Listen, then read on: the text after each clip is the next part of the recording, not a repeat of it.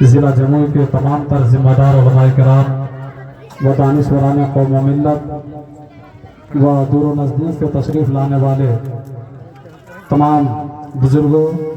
پردہ نشین اسلامی ماں بہنوں، عزیز بچوں، نوجوان ساتھیوں، السلام علیکم ورحمۃ اللہ وبرکاتہ۔ درود پاک پڑھ لیں۔ اللہم صلی علی سیدنا و شفیعنا حبیبنا مولانا محمد مبارک وسلم، صلو علیہ صلاۃ و سلام علیک یا رسول اللہ صلی اللہ تعالی علیہ وآلہ وسلم۔ حضرات، سب سے پہلے آپ حضرات کو دل کی گہرائی سے مبارکباد پیش کرتا ہوں کہ آپ حضرات آج اپنا قیمتی اور بہمولیہ سمے نکال کر آج کے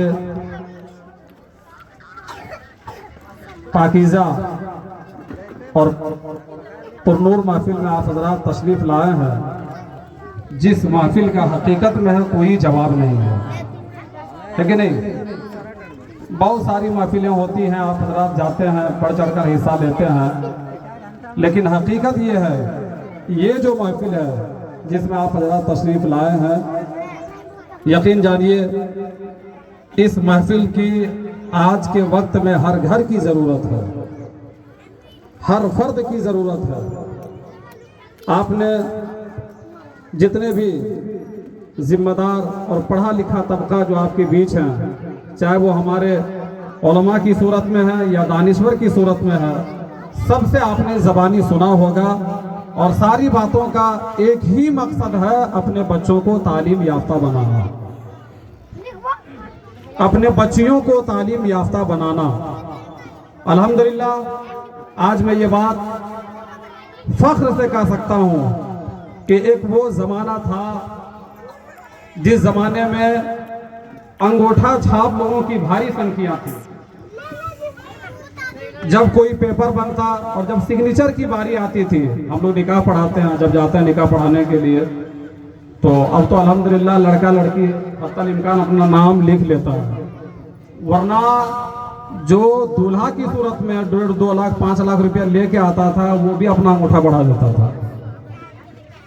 بچیاں بھی اپنا انگوٹھا بڑھا دیتی تھی۔ یہ بتائیے کتنا بڑا رونا ہے، جس بچی کو آپ پورا سجا کے سوار کے، جس بیٹے کے باراتی میں آپ جس طرح سے دھوم دھام سے آپ تشریف لاتے ہیں، کیا کیا نہیں کر جاتے ہیں اس کی محبت میں، اور جب نکاح پڑھانے کی باری آئے تو وہ انگوٹھا دکھا دیتا تھا۔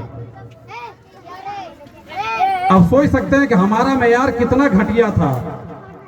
مگر الحمدللہ اب جو ہماری نئی نسلیں ہیں، نئی پیڑھی ہیں،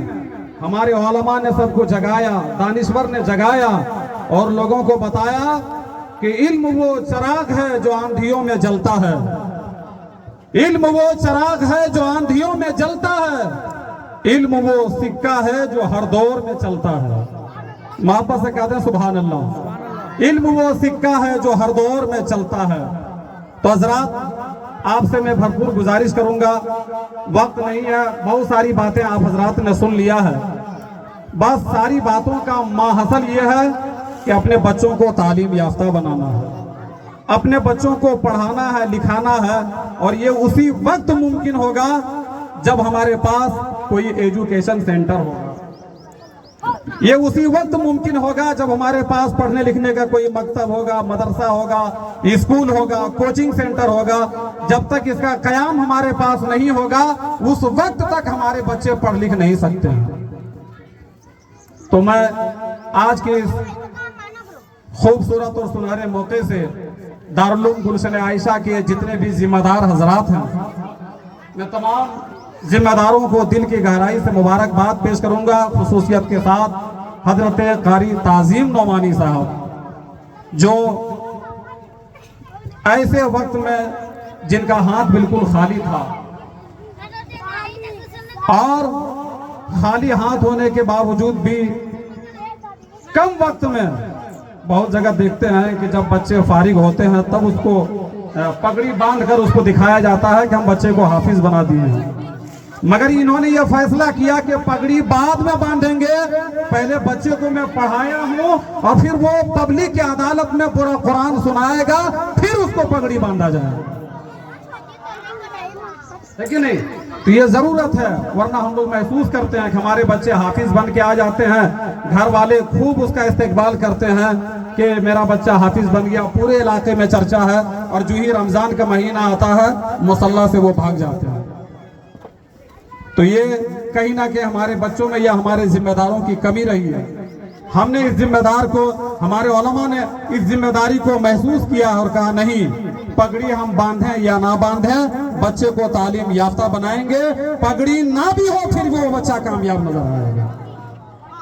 ہے کہ نہیں؟ تو الحمدللہ جو باضابطہ مائک سے پورے علاقے میں اعلان بھی کیا، آپ لوگوں کو دعوت بھی دی گئی ہے، آپ حضرات سے گزارش ہے کہ آپ کے من میں جو بھی شش و پنج ہے اس کو نکال کر آپ اپنے بچوں اور اپنے نونہالوں کو مستقبل کے لیے